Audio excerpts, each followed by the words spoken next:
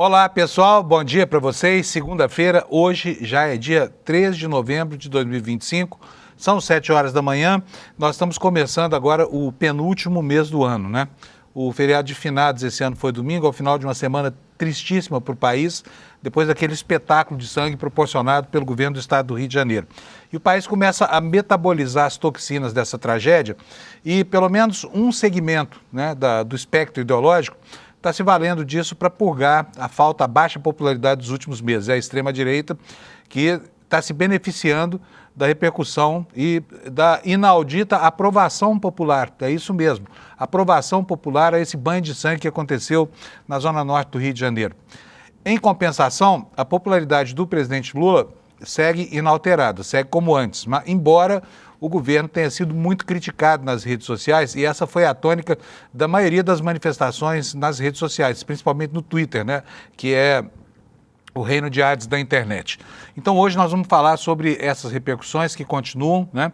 Parece se cristalizar no Brasil essa tendência a apoiar essa operação, o que faz com que a gente ingresse num terreno pantanoso, porque isso cria uma pressão eleitoral e essa pressão, por sua vez, cria um empuxo para que novas tragédias possam acontecer aí, dada essa estranhíssima aprovação popular. Talvez o que ajude a explicar a sanha, principalmente do eleitor carioca, é justamente a exposição seguida à violência que ninguém aguenta mais nesse país, né? Sinal, mais uma vez, de que passou da hora de todos os governos que são constitucionalmente responsáveis pela segurança pública se darem as mãos para inventar um jeito de enfrentar o crime organizado. Tá? Jeito tem muita gente aí descrente achando que não tem mais jeito, que a violência é a regra no país, mas não, países em situação igual ou pior do que a do Brasil conseguiram vencer o crime organizado, das mais diferentes maneiras, né? E agora é entender a gravidade desse momento e encontrar mecanismos de ação sérios para que a população possa se livrar do jugo dessas quadrilhas que se estabelecem aí nos pontos mais vulneráveis da nossa sociedade, naqueles pontos onde o Estado não chega, né? Então o noticiário hoje, dessa segunda-feira, na abertura da semana, está bastante em função disso. Nós temos também Lula na Amazônia, passeando lá pelo Rio Tapajós, que é uma maravilha de rio, com praias belíssimas, né? E muitas comunidades carentes, levando um pouco da presença do Estado e do alento. Lula já anunciou a chegada da energia elétrica para a gente que está isolada hoje dos benefícios, né, de um ativo como esse, que é a energia elétrica, e prometeu até uma universidade indígena. Daqui a pouco a gente vai falar sobre o clima de preparação da COP30, né? Porque o governo brasileiro vai ser estilingue na questão ambiental, mas vidraça também por causa da questão do petróleo na foz do Rio Amazonas, tá bom? E nós tivemos no fim de semana, né, algumas definições aí, e eu sou no campo do futebol, e eu quero desde já chamar o Alex aqui para conversar comigo sobre isso, para a gente saber o que foi que aconteceu. Alex, bom dia, meu caro. Bom dia, Panuso. Bom dia a todos. Boa semana. Como você está, Panuso? Tá bem? Eu estou bem, Alex. E você, como é que tá? Estou bem demais. Palmeiras venceu. Está tudo indo nos trilhos. Então, tá tudo ótimo, Panuso. Tá ótimo, mas tem uma pedreira aí, né? Tem o Flamengo agora pela frente. Na final, lá em Lima, no Peru. É quarta-feira? Não, é dia 29/11, às 7 horas da noite, será no sábado, no dia 29, Panuso. Daqui a muito tempo, né? Eu sou contra esse jogo lá em Lima, sabe? 2 times brasileiros, podia trazer isso pra cá, né, Alex? Sim, tanto que até na sexta-feira começou um burburinho falando que o presidente da CBF iria tentar trazer pro Brasil, porém, como já é algo pré-definido antes de começar a Libertadores mesmo, é algo bem difícil ali, essa mudança pra solo brasileiro, Panuso. E Lima é longe pra caramba, difícil de chegar lá, né? Não tem esse negócio de ônibus igual esse pessoal das torcidas organizadas pega para a Argentina. Lima não dá para ir de ônibus, é caro pra caramba. As passagens de avião estão pela hora da morte, né? Sim. O que nós tivemos no fim de semana de jogos aí? Tivemos a definição do Brasileirão, é isso? Isso mesmo, Panuso. A gente vai colocar aqui na telinha os jogos dessa 31ª rodada e teve a vitória do Palmeiras, a vitória do Flamengo, o Santos ali no finalzinho, um empate com o Fortaleza nessa decisão ali na fase de baixo ali da tabela, Panuso. Então, Para começar, no sábado ali, o primeiro jogo foi 3-1, Cruzeiro em cima do Vitória. O Santos ficou no empate ali 1-1 contra o Fortaleza, na parte decisiva ali, na parte de baixo da tabela. O Mirassol ficou no empate 0-0 ali no Botafogo. E o Flamengo, finalizando o sábado, ganhou de 3-0 do Sport. E nisso, dormiu de sábado para domingo na primeira colocação. E ontem, domingo, tivemos também Bahia 2-1 no Red Bull Bragantino, Ceará 2-0 no Fluminense, o Corinthians ganhou de 2-0 do Grêmio, o Internacional 0, Atlético Mineiro 0, um empate, o Palmeiras ganhou de 2-0 jogando fora de casa ali do Juventude, e para finalizar a rodada, Panunzio, o São Paulo ganhou de 2-0 do Vasco ali no São Januário, Panunzio. Muito bom. Isso é tudo? Isso é tudo. E também, se você quiser ver a tabelinha, a gente fez aquela atualização. Aquela que o Palmeiras está lá em cima, Isso. né? Não, mas agora está com um ponto a mais do que o Flamengo também, né? Isso, o Palmeiras está com um ponto a mais, o Palmeiras está com 65 pontos, o Flamengo 64, aí vem Cruzeiro 60, o Mirassol com empate chegou a 56, e na parte de baixo ali da tabela tá o Vitória com 31, Fortaleza 28, Juventude 26, e Sport, que eu acho que já caiu, que é o primeiro rebaixado, mas não matematicamente ainda, não dá para o rebaixado com 17 pontos apenas, Panunzio. Muito bom. Agora, me conta aqui uma coisa. Nesse jogo aqui, eu sei que está muito cedo para falar sobre isso, mas no jogo do Palmeiras com o Flamengo, o Palmeiras sai na frente. O que significa? Que se tiver um empate, ele é campeão? Não. Então, Panunzio, é que mudou agora a ordem ali na final da Libertadores. O que acontece? É um jogo único. Então, se manter o jogo empate, tem prorrogação, que é de 30 minutos. Se prosseguir empate na prorrogação, tem os pênaltis.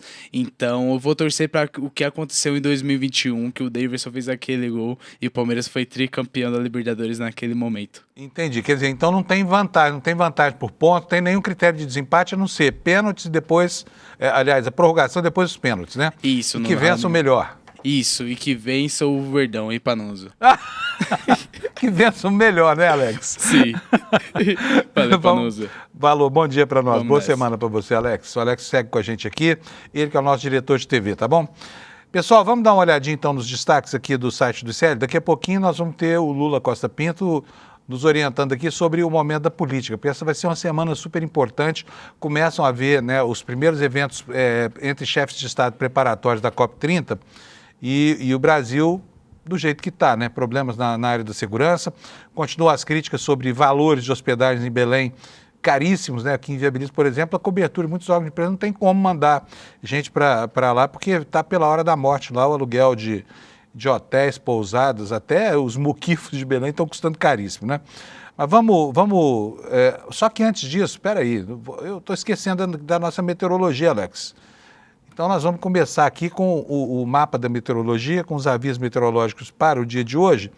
Hoje está tranquilinho, como você vai ver aí no mapa. Olha, é a mesma faixa que havia aqui desde a última sexta-feira, que vai lá desde o extremo noroeste do Brasil e vem até a costa do litoral do Espírito Santo, do litoral do Paraná, aqui em São Paulo. E com a alerta de excesso de chuva nessa região aqui, entre o nordeste do estado de São Paulo e o sul de Minas Gerais, a região da Serra da Mantiqueira, né? Está chovendo muito e cidades como São Paulo vão ter chuva durante o dia de hoje. Não é uma chuvarada, mas é uma chuva constante, sabe? Agora de manhã não tinha chuva. Então vamos lá para ver o que são esses dois alertas aqui. Primeiro o alerta amarelo, alerta de tempestade. Vamos ver para onde é que ele vai, qual é a região que está sujeita a ele. Está aqui, olha, toda essa faixa central aqui do Mato Grosso do Sul, passando por São Paulo, boa parte de Minas Gerais. Qual é o aviso? Chuvas de entre 20 e 30 milímetros por hora, podem somar 50 milímetros por dia. Ventos de até 60 quilômetros por hora, risco de granizo e risco baixo de corte de energia e tudo mais que você já sabe.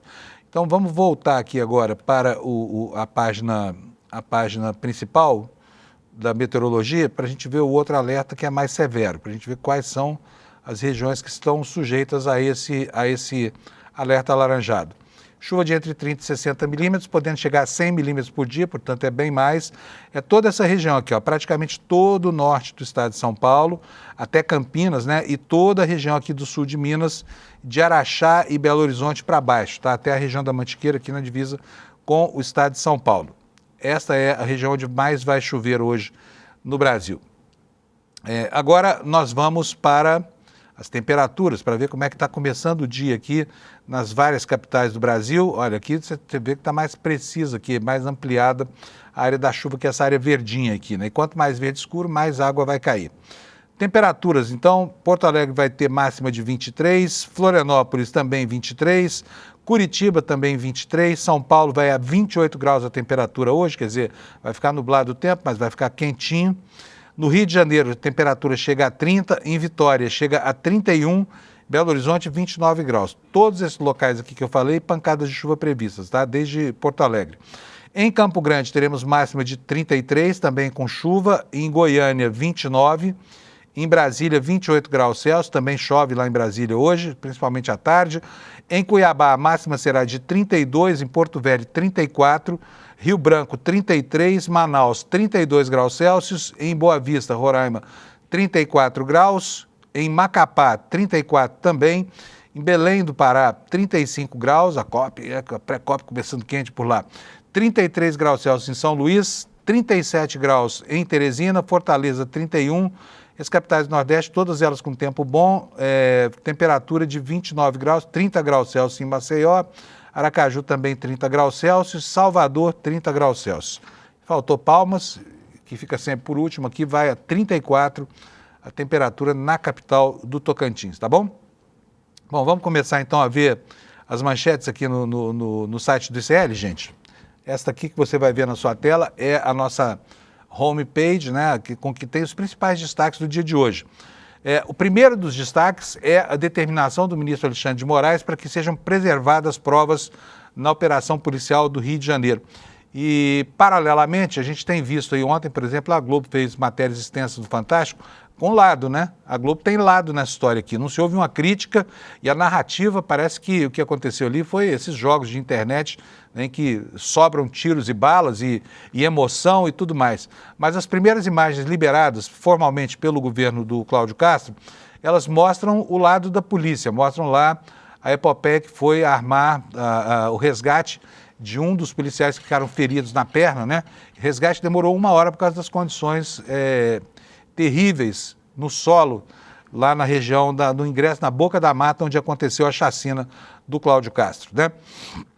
Olha, houve mais uma rodada de pesquisa, dessa vez nós tivemos uma Genial Quest abordando aí a sensação, a percepção do cidadão que mora no Rio de Janeiro sobre a tragédia. Mais uma vez foi confirmado que a população majoritariamente aprova essa chacina, população encantoada aí sempre, né, entre o risco que é, né, a aventura de viver numa cidade como o Rio de Janeiro, a ineficiência policial, o excesso de violência. Mas parece que para as pessoas médias desse país, a alternativa à criminalidade é apenas o extermínio. E isso é um raciocínio terrível, horroroso, né?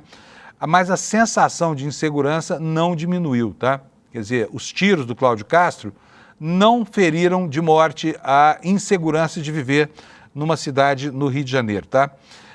E a sensação de insegurança aumentou, junto com a popularidade do Cláudio Castro, que paradoxalmente também aumentou, tá bom? E aqui, um dos destaques aqui no nosso site, um destaque lateral aqui, é o da interferência no clima pré-eleitoral desse evento de violência que aconteceu lá no Rio de Janeiro. Nós vamos daqui a pouco ver essa matéria que nos diz que essa operação, que foi a chacina mais letal da história, deve reposicionar o voto à direita nas eleições de 2026. Outro destaque é esse que você está vendo aí: todos os corpos decorrentes da matança no Rio de Janeiro já foram liberados, segundo a Defensoria, e curiosamente, nenhum dos mortos, né, que integram essa relação, constava da denúncia que levou a esta operação policial, né? O que mais nós temos aqui de destaque? Olha, a Folha de São Paulo fez uma matéria, o UOL fez uma matéria muito importante, dando conta de uma decisão de um ministro do Supremo, do ministro André Mendonça, né, da ala bolsonarista lá do Supremo, cujo instituto, eles todos têm um instituto, né, instituto de não sei o quê, porque a esses magistrados é permitido dar aulas, palestras, por exemplo, palestras que são caríssimas. Você pode contratar um ministro do Supremo para dar uma palestra para você, vai pagar uma fortuna. Isso pode porque é atividade pedagógica, né? Mas no caso do André Mendonça, ali houve uma estranha coincidência. Ao mesmo tempo em que o instituto dele, que é dele, chefiado presidido pelo chefe de gabinete dele, assinou um contrato com uma entidade de Roraima e, a partir daí, há uma decisão do ministro André Mendonça que nós vamos ver até agora, que nós vamos ver que aconteceu agora. É uma estranhíssima coincidência aqui, né? Vou até ler aqui o comecinho da matéria para vocês, depois a gente vai se aprofundar nela, tá? O ministro André Mendonça pediu vista e suspendeu em agosto o julgamento do TSE para caçar o governador de Roraima, tá? Isso aconteceu após, em março, né, o instituto fundado pelo ministro ter recebido R$273 mil num convênio sobre técnicas de licitação, mas sem ser contratado por licitação. Não é curioso? Lá no Rio de Janeiro. Daqui a pouquinho a gente detalha isso tudo para vocês, tá bom? Vou voltar aqui para as minhas manchetes. A Câmara aprovou uma PEC que permite a professores acumular cargo, né? E saiu a edição número 8 da revista Liberta. E se você não é assinante da revista, conheça essa que é a primeira publicação, futuramente é uma publicação impressa, mas é de fato uma excelente revista, né? Que já está na internet para você, tá? Daqui a pouco eu te digo como é que você vai chegar a essa publicação. Bom, vamos lá. Primeira notícia do dia, o ministro Alexandre de Moraes agora é também o relator da ADPF das favelas, né? É engraçado como as coisas quentes desse país caem no colo do Alexandre de Moraes, né? Aqui porque ele herda do ministro Fachin essa incumbência, né? Fica prevento. Então está aqui a manchete para vocês. Moraes determina a preservação de provas da operação policial no Rio de Janeiro. Matéria da Folha Press que está no nosso site para você ler lá e que diz o seguinte: o ministro Alexandre de Moraes do Supremo determinou neste domingo a preservação da documentação e documentação rigorosa e integral de todos os elementos materiais relacionados à execução da operação policial nos complexos da Penha e do Alemão, conjuntos de favelas lá na Zona Norte do Rio de Janeiro. Você sabe bem onde fica e sobre o que é que está se falando, né? Segundo Moraes, devem ser preservados elementos como as perícias e as cadeias de custódia, que é a documentação do histórico da coleta de vestígios encontrados na cena do crime, para controle e averiguação pelo Ministério Público e também para acesso pela Defensoria Pública.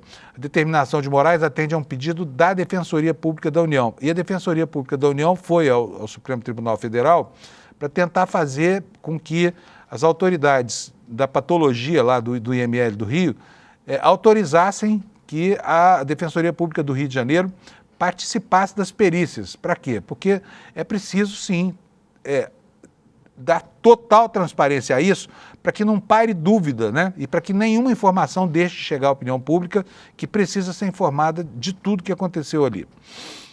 A informação aqui também diz o seguinte: o ministro agendou uma audiência conjunta na primeira turma do Supremo para quinta-feira, aliás, para quarta-feira, dia 5, às 10 horas, com entidades de defesa dos direitos humanos e associações de representantes do Complexo da Maré. Nesta segunda, hoje, o ministro irá conduzir uma audiência com o governador do Rio de Janeiro, Cláudio Castro, né? E o ministro do Supremo analisa se a gestão descumpriu regras estabelecidas na ADPF das favelas ao realizar a operação. E eu preciso lembrar para vocês aqui que o ministro Alexandre de Moraes foi secretário de Segurança Pública em São Paulo, né? E foi um secretário de Segurança Pública num período tumultuado da relação entre a institucionalidade e grupos como o PCC aqui em São Paulo. Antes dele, disse, ninguém prova nem nada, mas disse, isso não é segredo para ninguém, isso é objeto de discurso na Assembleia Legislativa, fala-se em tudo quanto é lado, mas não se prova, né? O governo Alckmin, naquela época, né, no começo do século, né, teria feito um acordo com o PCC para mitigar a violência policial. Era um momento muito tenso na relação entre polícia e PCC, porque o PCC, para conter assassinatos cometidos por policiais, passou também a assassinar policiais, né? Então, o ministro Alexandre de Moraes tem na sua bagagem a experiência de ter conduzido a segurança pública do Estado de São Paulo num momento tenso e crítico. Vamos ver o que ele vai concluir da ação das tropas lá do Cláudio Castro, tá? Vou ver aqui agora o próximo tema com vocês, também é relacionado com esse assunto. E já já nós teremos aqui o Lula para comentar. Saiu mais uma pesquisa da Genial Quest, aqui mostrando a mesma coisa que a Atlas Intel e o Datafolha já haviam mostrado, né? Só que essa pesquisa da Genial Quest detectou isso que você está vendo na sua tela, que a sensação de insegurança não diminuiu, ao contrário, ela aumentou no Rio de Janeiro, foi o que apontou essa pesquisa da Genial Quest. E aqui nós temos, aqui no nosso site, a explicação para isso. Vamos ver qual é. A operação policial nos complexos da Penha e do Alemão recebeu aprovação de 64%, ou seja, 2/3 da população, né? Segundo a pesquisa da Genial Quest. Apesar disso, o episódio, que deixou ao menos 121 mortos, aumentou o medo e a sensação de insegurança entre as pessoas. A maioria dos entrevistados, 52%, relata que depois do episódio se sente menos segura e 74% disseram temer retaliações dos traficantes. Para 87%, o Rio de Janeiro vive um clima de guerra. E aí começam a acontecer efeitos colaterais, né? Tem o caso, por exemplo, da Paula Jubé, que é atriz, roteirista. Ela fez uma sátira política sobre as primeiras manifestações das autoridades e colocou no seu Instagram. Isso viralizou e ela passou a receber ameaças de tudo quanto era lugar do Rio de Janeiro, porque nesta guerra não cabe bom humor, não cabe crítica política. Todo mundo que se coloca contra essa chacina acaba sendo de alguma forma molestado, né? As ameaças graçam por aí. E isso está provocando uma espiral de silêncio na internet, tá? A própria Paula Jubé ficou assustada com as ameaças que recebeu e está se protegendo, obviamente, preocupada com o que vai acontecer, né? Não vai acontecer nada, mas enfim, o ambiente de coação é terrível, porque ao invés de aumentar a sensação de segurança, esse episódio acaba por, né, esgarçar ainda mais o tecido social e a sensação de insegurança que campeia no Rio de Janeiro, tá? Bom, vamos para o próximo assunto, que é este aqui que você já vai ver na sua tela aqui, olha. A aprovação do governador, né, subiu junto com a aprovação da população a essa chacina. E aqui no Infomoney nós temos aqui uma matéria que mostra o que aconteceu com o Cláudio Castro, né? Apesar de a mega operação nos complexos da Penha e do Alemão no Rio de Janeiro não ter aumentado a sensação de segurança dos moradores, a aprovação do Cláudio Castro subiu 10 pontos percentuais, segundo essa rodada da pesquisa Genial Quest divulgada ontem. A pesquisa foi feita com base em 1.500 entrevistas face a face nos dias 30 e 31 de outubro com a população do Rio de Janeiro com 16 anos ou mais que responderam a questionários estruturados. Perguntados sobre o resultado da ação policial, 52% afirmaram que o Rio de Janeiro está menos seguro agora e 35% mais seguro. 13% não souberam responder. A aprovação de Cláudio Castro, que estava em 43% em agosto, já era bastante alta para um governador inexpressivo e ruim como esse, né? Mas estava lá com 43% de popularidade, passou agora para 53%. Já a sua aprovação, que antes era de 41%, diminuiu para 40%, e o grupo que não soube responder baixou de 16% para 7%, né? E aqui sobre o Lula. Na visão da população, o governo federal não tem ajudado os estados no combate a facções criminosas, é o que compreendem 53% da população. E outros 24% consideram que ajuda pouco e 14% acham que ajuda muito. A operação não mexeu de maneira relevante na desaprovação do governo Lula, no Rio de Janeiro. Ela foi de 62% para 64%, enquanto a aprovação caiu um pouquinho, caiu de 37% para 34%. Então, segue aí esse paradoxo, né? Enquanto a população do Rio de Janeiro valoriza a ação homicida do seu governador, ela segue prestigiando o Lula com o mesmo percentual de aprovação de sempre. E eu vou chamar agora o meu querido companheiro Lula Costa Pinto, que já está aqui na nossa escuta. Bom dia, Lula. Bom dia, bem, Fábio. Lula? Bom dia quem nos assiste e quem nos ouve. Ô Lula, não te parece paradoxal que de repente, né, a popularidade do Lula não caia e a do Cláudio Castro suba tanto em meio ambiente de aprovação, eu diria que generalizada, porque 2/3 da população aprovando é muita coisa, né? Um massacre dessas dimensões. Como é que você enxerga isso, esse momento da preparação de 2026?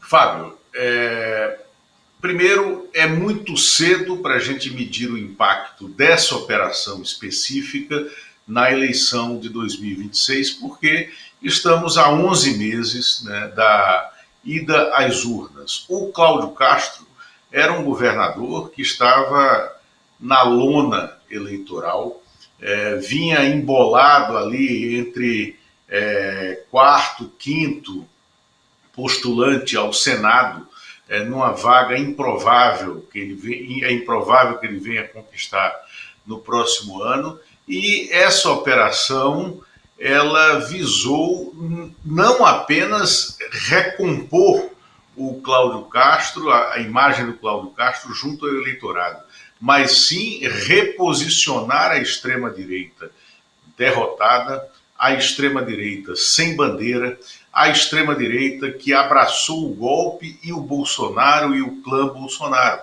que estava sem agenda. E essa extrema-direita restaurou com essa operação, que foi organizada, sim, do ponto de vista político e eleitoral, e que foi um desastre do ponto de vista das condições de preservação dos direitos humanos, de preservação dos princípios constitucionais de defesa da vida e de não existência de pena de morte. Porque o que é que se decretou na terça-feira passada no Rio de Janeiro? Decretou-se a pena de morte no Brasil. Operou-se a pena de morte contra esses que foram executados sem que houvesse um devido processo legal, né, para a prisão deles, investigação e julgamento com base no nosso ordenamento jurídico. E é isso que se discute, Fábio, nesse momento, quando você falou aqui que nenhum dos mortos estava naquela autorização de operação do Ministério Público, estava arrolado, né, naquela operação de autorização do Ministério Público para que se executasse as buscas, apreensões e prisões. Os que foram mortos não estavam naquele rol de autorizações judiciais para que fossem procurados no morro, na favela, na comunidade e levados perante a justiça.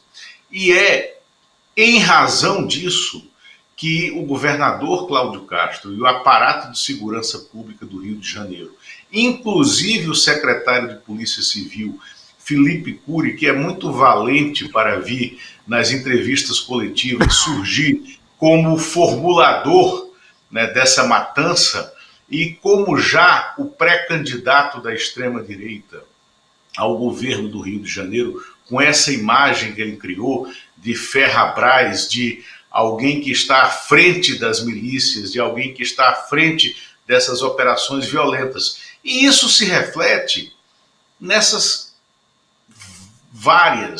diversas pesquisas encomendadas, executadas a toque de caixa, né, nos últimos dias no Rio de Janeiro e expostas como um troféu para a opinião pública de que o governo federal está perdendo a batalha e o governo do Rio de Janeiro, com essa operação, criou o campo semântico, que é a violência, em que vai se dar a campanha de 2026. Aí vem uma questão crucial de como ler as pesquisas, Fábio. As pesquisas, primeiro, elas foram feitas com universos diferentes, com ferramentas diferentes de captura de opinião. Aquela primeira pesquisa da sexta-feira, acho que é Atlas Intel, ela tem uma forma de captura da opinião, né, que é muito criticável, que é muito frágil, porque é uma busca da opinião por internet, rede social, celular. Aí eles falam que é uma captura de opinião georreferenciada, ou seja, quando você sai em busca, né, de quem vai responder a pesquisa, por meio de georreferenciamento, você infere aonde ele está. foram 1.089 questionários que foram validados para aquela pesquisa. E 1.089 questionários nacionais. Depois de as entrevistas serem feitas georreferenciadas, vamos supor, ouviram 10 mil pessoas, aí eles aplicam os critérios do IBGE para definir qual é o peso que cada questionário vai ter naquela resposta. E depois eles jogam fora o restante, se ouviram 10 mil, jogam fora 8.900 respostas para fazer essa distribuição, né, e refletir de maneira estatística a opinião do brasileiro. Essa pesquisa, ela guarda no seu relatório um hedge, um seguro. Está lá colocado, acho que na terceira ou quarta lâmina da pesquisa, um seguro erro, aonde ele diz que pode haver, né, uma subamostra ou uma superamostra, né, que leve ao erro. E eu digo para você, essa pesquisa Atlas Intel, ela serviu muito para criar esse ambiente de que a ação policial foi um sucesso no Rio de Janeiro. Isso pautou a chamada mídia tradicional e se refletiu na maneira como vinha sendo coberta. Aí vem o Datafolha, que faz uma pesquisa só no Rio de Janeiro, com questionários presenciais e que mostra um resultado favorável, sim, né, que mostra uma adesão, sim, à ação policial, mas com números bem mais atenuados em relação a essa ação. O que precisamos hoje é de uma pesquisa qualitativa, aquela aonde nós vamos ouvir diretamente a população. Isso é caro, né? Agora é absolutamente necessário, porque o governo federal está preparando uma reação que venha ao encontro das suas teses. E qual é a tese do governo federal? Você tem que atacar o crime organizado na base de cima, entre os chefões, e o comando não estava lá na comunidade, porque nenhum dos comandantes do Comando Vermelho foi morto naquela matança da última terça-feira. O comando será pego por operações de inteligência que envolvam a Receita Federal, operações bancárias do Banco Central, Polícia Federal e Ministério Público. E é com base nesse princípio de que precisamos desmontar a estrutura financeira do Comando Vermelho, né, que o governo federal está organizando, estruturando a sua reação para o que eu chamei para você, na nossa troca de mensagens logo cedo, essa madrugada, de segunda temporada dessa minissérie trágica que a gente está vendo. A primeira temporada, que se encerrou ontem, né, o governo do Rio venceu, né? Agora, como nós estamos acostumados a perceber, a ver, a constatar nas minisséries, né, do streaming, na segunda temporada sempre tem um plot twist na história, sempre vira. E hoje de manhã, o governador Cláudio Castro estará diante do ministro Alexandre de Moraes, como você bem falou aqui, que herdou, né, a relatoria da DPF 635, para prestar contas daquela operação. Ô Lula, agora aqui porque é o seguinte, tá todo mundo com as barbas de molho com esse episódio aí, tá? Nós estamos vendo as reações das autoridades. O presidente Lula, por exemplo, veio se manifestar ontem, não condenou a chacina, não condenou. Eu tenho até aqui uma matéria que saiu na SIC lá em Portugal, que coloca que a imagem que está sendo projetada a partir do Brasil. Põe na tela para mim, por favor, Alex, deixa eu mostrar isso aqui. Após a operação policial que matou, fala que 132, não são 132, né? O número oficial continua em 121. Lula condena crime organizado que destrói as famílias. Agora, nós tivemos também uma outra manifestação que eu quero aproveitar a sua presença aqui para dividir com o nosso público. O ministro Gilmar Mendes foi para o Twitter ontem, escreveu uma longa nota. Eu vou ler aqui um trechinho, porque eu quero ouvir a opinião do Lula. Nós temos que falar de COP30, né, Lula? Mas vamos lá para isso aqui. Olha, o ministro Gilmar Mendes, o que ele disse? O debate sobre segurança pública do Brasil é inadiável, deve buscar o equilíbrio entre o necessário enfrentamento das facções criminosas, e aqui está subentendido o confronto, né? Confronto armado, e a redução da letalidade de operações policiais, mecanismos de contenção. Mais para frente, ele diz o seguinte, olha, ao julgar a DPF das favelas, e preste atenção que isso aqui é uma posição defensiva, tá? O Supremo Tribunal Federal não proibiu operações policiais. O tribunal apenas estabeleceu parâmetros para que as ações sejam planejadas, proporcionais e transparentes, com o objetivo de reduzir mortes e proteger vidas tanto de civis quanto de agentes públicos. Por unanimidade, o Supremo reconheceu falhas estruturais na política de segurança fluminense e determinou medidas concretas: instalação de câmeras em viaturas e uniformes, presença de ambulâncias em operações de alto risco, restrição de ações nas proximidades de escolas e hospitais. E aí, por último, ele diz aqui, olha, enquanto esse plano não sair do papel, as incursões forem pontuais, o resultado dessas operações continuará sendo parcial e insustentável. É urgente uma política de segurança efetiva, capaz de enfrentar o crime sem transformar as favelas em campos de guerra e de garantir às populações locais o direito elementar de viver sem medo. O ministro Alexandre de Moraes aqui, o ministro Gilmar Mendes, né, que é o autor dessa nota, com um pouco mais de coragem do que a média das autoridades brasileiras para falar sobre isso, né, Lula? Porque as autoridades estão evitando manifestações categóricas, inclusive de condenação a essa tragédia que foi esse banho de sangue no Rio, né?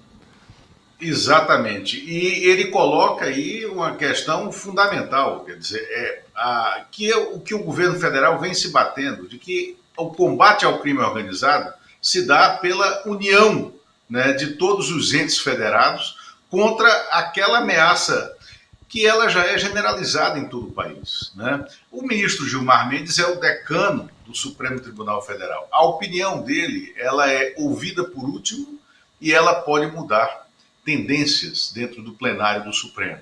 E neste momento, ele está absolutamente fechado com as posições que o ministro Alexandre de Moraes venha a acatar. E eu diria que também dentro do Supremo tem um outro ministro que fecha com Alexandre de Moraes nas questões de segurança, que é o ministro Flávio Dino. O ministro Flávio Dino, que é o único ex-governador dentre os integrantes do Supremo Tribunal Federal. E como governador, o ministro Flávio Dino enfrentou rebeliões violentíssimas de presidiários em presídios, como no presídio de Pedrinhas,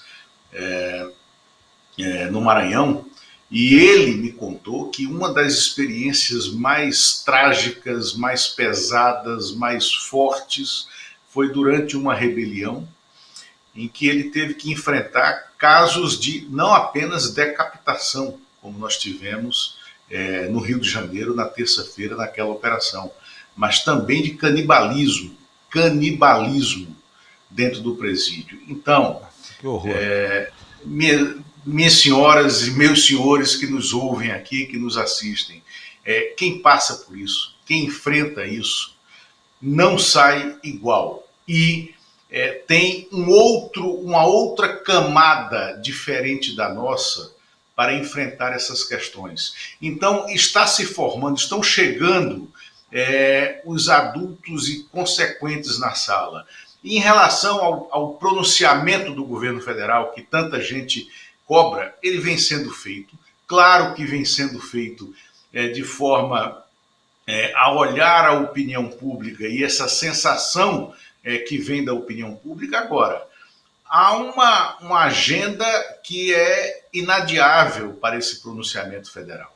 A partir de hoje e até quarta-feira, o presidente Lula e o governo federal estarão no Rio de Janeiro, porque ocorrerão 3 eventos capitais, chamados de eventos da Pré-COP, no Rio de Janeiro. Hoje, e de hoje até quarta-feira, a cúpula de prefeitos do mundo, né, e o fórum de lideranças locais, né, com personalidades do comando das grandes metrópoles do mundo, organizadas, um desses fóruns, né, é organizado pelo Instituto, pela Fundação Bloomberg, que é do Michael Bloomberg, que foi prefeito de Nova York e que estará lá presente e é um dos bilionários globais, né?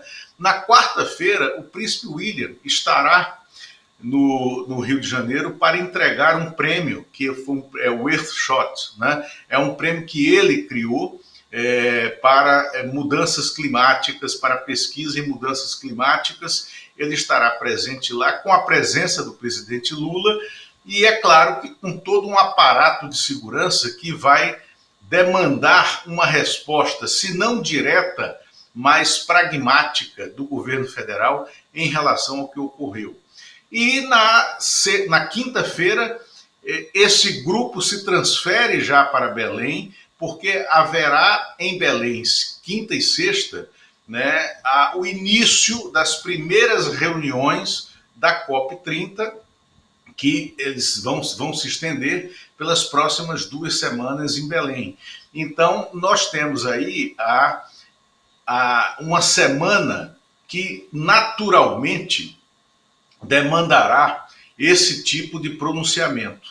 E em relação àquele plot twist, como eu te falei, da segunda temporada dessa matança, dessa minissérie trágica que o Rio de Janeiro vive, além da audiência, né, em relação à DPF 635, que será hoje no Rio de Janeiro, amanhã o governador Cláudio Castro, o presidente da Assembleia, terão seus mandatos julgados aqui no TSE, né, no Tribunal Superior Eleitoral, em Brasília. E é assim, 10 em 10 observadores técnicos do Tribunal Eleitoral, e eu conversei com um deles ontem longamente, 10 em 10 apostam no pedido de cassação da ministra Isabel Galotti, né, que é uma das integrantes do TSE e que é de origem do STJ, tem dúvida em relação a um pedido de vista do ministro Cássio Nunes, mas ele pode vir,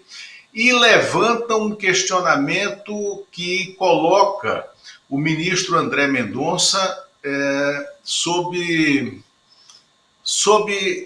suspeição, vamos dizer. É porque, assim como o governo de Roraima contratou o Instituto ITER do André Mendonça, o André Mendonça é integrante, tá, do TSE nessa formação do tribunal, né, e votará na cassação do Cláudio Castro e do presidente da Assembleia do Rio, mas o governo do Rio de Janeiro também contratou o Instituto ITER, né, do André Mendonça. E será que nessa situação de ultraexposição numa questão moral que envolve o André Mendonça, ele estará à vontade para, concordar com a vista, 2, se manifestar contrário à cassação, que tem fortíssimas evidências do mandato do governador Cláudio Castro? Então, o Cláudio Castro tem esses pontos, né, para esperar um plot twist, né, no roteiro, né, desta semana, Fábio, em relação ao que está acontecendo no Rio de Janeiro. Muito bom. Lula, valeu, muito obrigado. Então, boa semana para nós, né? O Lula volta, gente, sexta-feira, a qualquer momento, em edição extraordinária. Ele tem vindo mais em edição extraordinária do que nos dias propriamente, né? Porque o Brasil não para de produzir surpresa, né, Lula? Isso, como disse o Eduardo Bueno, o Peninha, né, no documentário Caçador de Marajás, né, falando em relação ao governo Collor. Ele fala o seguinte, sobre aquele momento, né, de 1992, o roteirista estava caprichando, o roteirista que estava escrevendo a história do Brasil estava maluco quando ele fala da questão também trágica de a matriarca dos Collor, a dona Leda, ter uma série de AVCs e infartos 3 ou 4 dias antes da votação do impeachment na Câmara dos Deputados. Então, é isso. O roteirista de Brasil segue maluco lá em cima. Muito doido mesmo, muito doido. É plot twist a toda hora. Abração, Lula, obrigado, viu? Boa semana para você. Até logo, tchau. Bom, pessoal, eu continuo firme aqui na minha opinião de que está faltando coragem ao governo de fazer o que precisa para começar a enfrentar de fato a criminalidade, porque toda essa discussão não vai levar a nada, e isso não sou eu que estou dizendo, tá? São especialistas aí do mundo inteiro. Enquanto o governo brasileiro não tiver coragem para propor a descriminalização da maconha. E é uma pena porque que esse assunto não prospere aqui, porque ele está no mundo inteiro. Isso é uma decisão pacificada, né? A começar pelos Estados Unidos, que são aquela república ultra careta, né? A maioria dos estados já permite, inclusive, a comercialização da cannabis para uso diversional, porque as pessoas gostam de fumar um baseado e elas vão lá e compram na loja, não compram do traficante, tá? Isso gera impostos, isso gera vendas limpas, isso gera uma melhor qualidade do produto final e, principalmente, isso mata o principal ativo do tráfico de drogas. Se aplicado no Brasil, por exemplo, se houvesse a descriminalização, 80% do capital que depois vai virar arma, vai virar munição, vai virar equipamento de logística para bandido, tudo isso sairia da mão dos traficantes. Isso iria para a mão ou do Estado, como fez o Uruguai, ou então da iniciativa privada, como fizeram os Estados Unidos. Então é isso. Enquanto não se discutir isso, né, quem for pego aí fumando um baseadinho vai ser levado para um presídio e acaba virando soldado involuntário do tráfico. É o que acontece. Imagino que boa parte desses 122 mortos aí, todos eles muito jovens, né? Não vi nem notícia de que nenhum idoso tenha morrido nessa operação, porque eles simplesmente não ficam idosos. Mas tenho certeza absoluta que esses moleques, né, que foram ali criados nas ruelas das favelas e muitas vezes enveredaram pelo crime, começando com uma punga, né, o furto de uma carteira, enfim, uma trombada lá na zona sul do Rio de Janeiro, quando vão presos eles acabam saindo da cadeia já instruídos a fazer o serviço sujo das organizações criminosas. Então, não vejo coragem para abordar esse problema. E, enquanto isso, inclusive, aqui no Brasil, a hipocrisia domina o assunto, né? O Superior Tribunal de Justiça, há 1 ano, deu 6 meses de prazo para a Anvisa regular a produção da cannabis em solo brasileiro. A planta se adapta super bem aqui, mas não pode ser plantada. Para quê? Para a produção de insumos que vão fazer remédios para a gente que precisa disso, pacientes de Parkinson, de Alzheimer, que tem ansiedade, depressão, enfim, um monte de gente que tem dores nevrálgicas, sabe? Gente que precisa disso como medicação. E o que a gente viu aí dias atrás é a Polícia Federal se metendo, a Polícia Civil dos estados se metendo nas associações para destruir um acervo que vai virar remédio. Então, nem remédio não pode no Brasil. E nem mesmo com a determinação judicial, a Anvisa consegue disciplinar a produção de insumos para a produção de remédios. Tamanha hipocrisia. E aí eu olho para frente e vejo a distância enorme que existe entre a aplicação de soluções que desprezam o fulcro do problema, o centro do problema, que é justamente o financiamento, tá?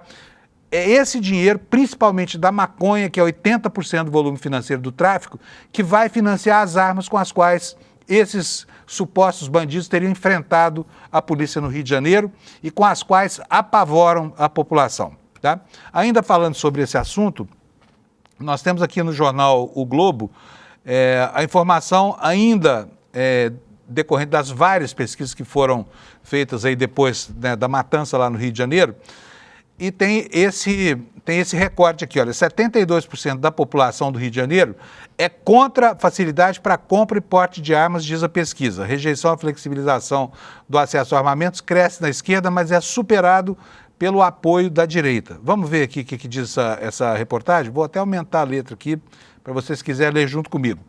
Dados da pesquisa Genial Quest, divulgados nesta segunda, obtidos com exclusividade pelo Globo, mostram que a maior parte da população do estado do Rio de Janeiro se diz contrária à ampliação do acesso a armas após a mega operação que resultou na morte de ao menos 121 pessoas. Entre os entrevistados, 72% se colocam contra medidas que facilitam a compra e o porte de armamentos e 24% afirmam ser a favor. 4% não responderam, né? Então está aqui, olha, nesse gráfico a gente vê o tamanho do abismo que existe, né? E a certeza, a cristalização de uma posição da opinião pública que rechaça as armas.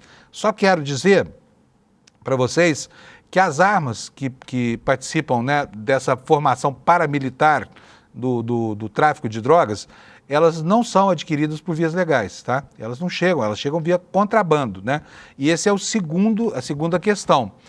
Por que o governo não consegue brecar o contrabando de armas, que vem por rodovias brasileiras, como a Castelo Branco e a Presidente Dutra, e saem lá do Paraguai, e saem lá do Mato Grosso, da divisa com o Brasil, com o Mato Grosso, saem lá de Foz do Iguaçu, e chegam tranquilamente, né, aos paióis do tráfico de drogas, sabe?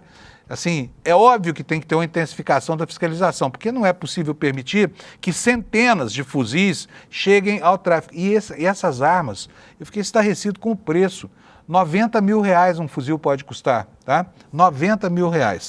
Bom, ainda sobre esse assunto, está aqui a informação de que o levantamento mostra que os maiores índices, a rejeição da flexibilização, foram registrados, obviamente, entre lulistas, são 72%, e eleitores de esquerda, com 75%. Já entre os que se classificam como bolsonaristas e aqueles que se identificam com a direita, a recusa à ideia, né, do acesso franco ao uso de armas cai para 43% e é superada pelo apoio de 55% e 54%, respectivamente. Então aí é majoritária a opinião de que as pessoas devem ter armas em casa, né? Bom, vamos passar para o próximo assunto aqui, que o tempo hoje está minguadíssimo, né? E ainda sobre a aprovação ou reprovação da opinião e como é que isso respinga nos chefes políticos, está aí, olha, Quest, né? Na semana passada, o primeiro levantamento de todos, ele concluiu que a aprovação do Lula ficou inalterada, mas a do Cláudio Castro, né, estranhamente assim, para alguém que veste a fantasia pública do carrasco, né, essa subiu 10 pontos depois da mega operação policial. Tem a impressão que o convívio com a opressão gerada pela criminalidade está gerando um efeito de dissonância cognitiva, porque é difícil entender que alguém, em sã consciência, com alguma consciência crítica, aprove a matança indiscriminada, como foi o que aconteceu naquela operação. Mas está aí o dado objetivo. E os políticos estão baseando as suas plataformas exatamente nessa percepção popular, tá? Nesse efeito, né, do que provoca a convivência por décadas com a opressão gerada pelo tráfico, né? Principalmente nas populações mais vulneráveis. A gente mostrou aqui nessa pesquisa da Atlas Intel na semana passada que nas favelas do Rio de Janeiro chega a quase 90% a aprovação do massacre, que é um absurdo, né? Mas vamos lá, vamos para ver o que aconteceu com a aprovação do Cláudio Castro. Diz a matéria aqui que está no Valor Econômico. A aprovação do governador do Rio de Janeiro teve um aumento expressivo de 10 pontos percentuais depois da mega operação policial, realizada na terça-feira 28, considerada a mais letal da história do país ao deixar 121 mortos, enquanto a aprovação do presidente Lula não sofreu alteração e se mantém negativa no estado, né? Estava em patamares muito baixos. A avaliação é do fundador da Quest, Felipe Nunes, após a pesquisa realizada pelo Instituto Genial Quest, com 1.500 pessoas no estado do Rio de Janeiro, nos dias 30 e 31 de outubro. O nível de confiabilidade da pesquisa é de 95% e a margem de erro é de 3 pontos percentuais. A pesquisa foi encomendada pela Genial Investimentos. Em agosto, Castro era aprovado por 43%. Eu não sei de onde essa gente vê tantas qualidades assim, sinceramente, nesse governador. Mas agora ele está na vitrine, né? E aí piorou mais ainda, 53% das pessoas, 10% ele ganhou de presente por causa da chacina que promoveu lá na Zona Norte do Rio. E a desaprovação ao governador, segue a matéria, passou de 41% para 40% em outubro. Depois da mega operação, na segurança pública, a avaliação positiva do governo Castro passou de 22% para 39% entre agosto e outubro. Enquanto isso, o Lula lembrou aqui para a gente que essa semana começa lá no Rio de Janeiro, começam os atos preparatórios para a COP30 e o presidente Lula foi à Amazônia, né, para visitar comunidades ribeirinhas, comunidades indígenas, e eu tenho aqui algumas informações sobre essas viagens que ele fez nesse fim de semana. Quero mostrar para vocês. Lula ouve demandas de indígenas em reservas no Pará, informação da Agência Brasil, agência oficial do governo, e encaminha novas ações. Vamos ver quais são essas ações. O presidente Lula visitou ontem, dia 2 de novembro, a aldeia Vista Alegre do Capixauã, na reserva extrativista Tapajós Aripiuns, no Pará. Ele participou de uma roda de conversas com caciques do povo Kumaruara, que é um dos compromissos que integram a agenda de eventos conectados à 30ª edição da COP, na COP30, que tem o primeiro dos grandes eventos nesta semana, como eu falei, com a cúpula dos chefes de Estado, que vai acontecer daqui a 3 dias, a partir do dia 6. Serão 2 dias desse evento, né? Frase aqui, entre aspas, do Lula.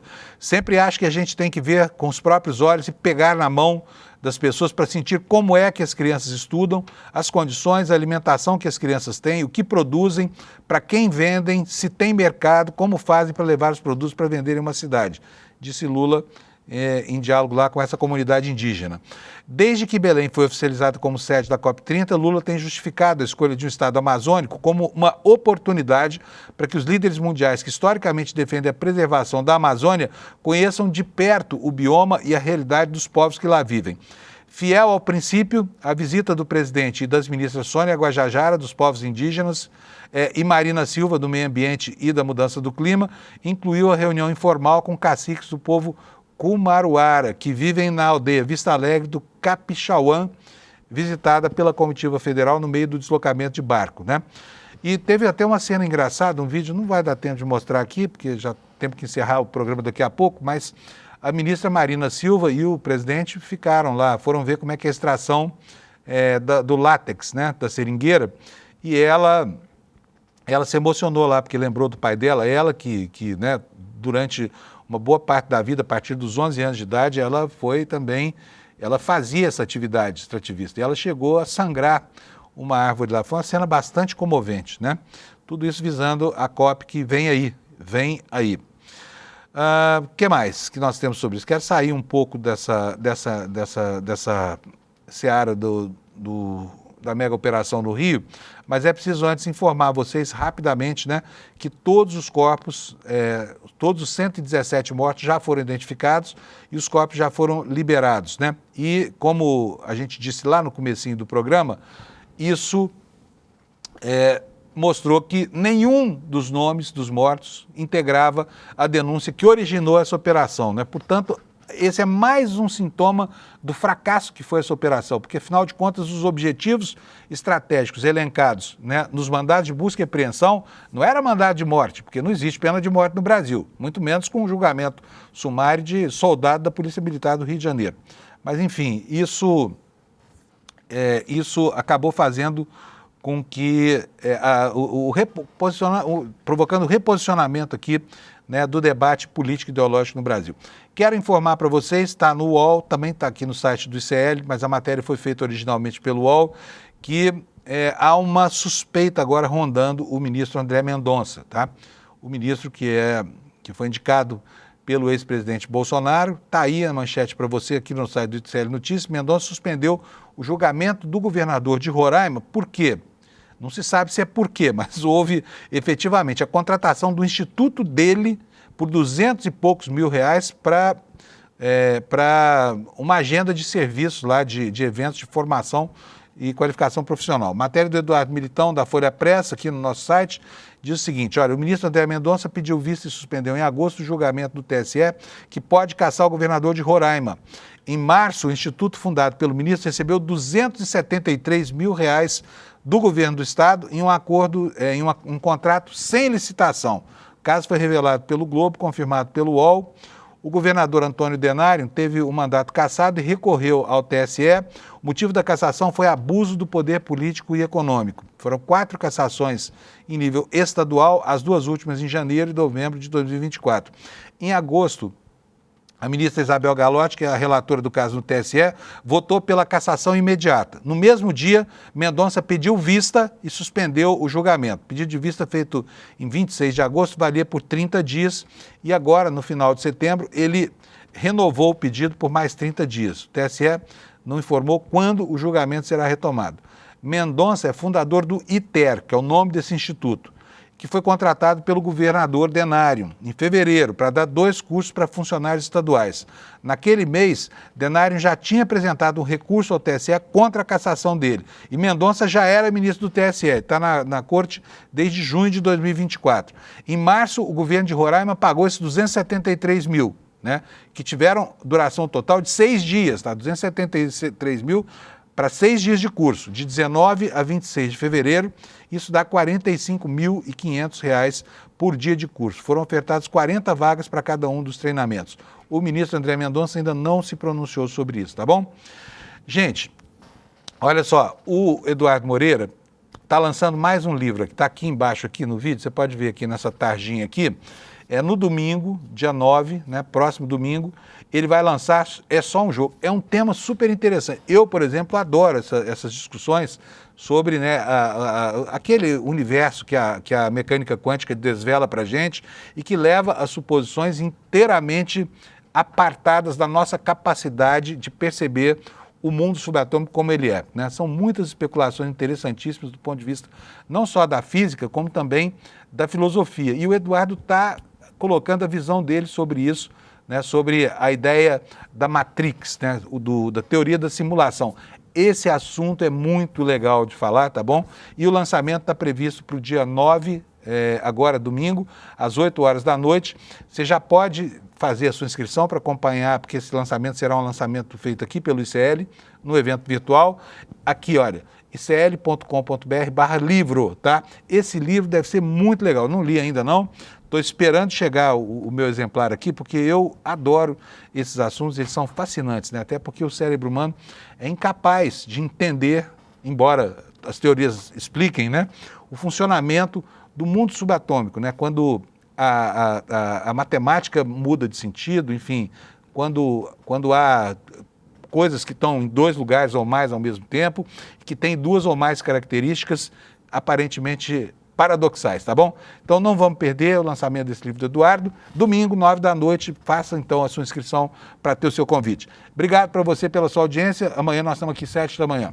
Tchau, até lá. Fala turma, 9 de novembro vou lançar online meu novo livro, É Só um Jogo, e se nada disso for real. Um livro que traz conceitos de filosofia, de física, de matemática e tem um mergulho, né, sobre essas questões existenciais e trazendo todo esse tema de inteligência artificial com as mudanças que o mundo está passando, que ninguém vai ficar igual depois de ler esse livro. Bora todo mundo pro lançamento. O livro vai estar num preço super especial e quem adquirir o livro no dia do lançamento vai ter ele autografado em casa. Abraço.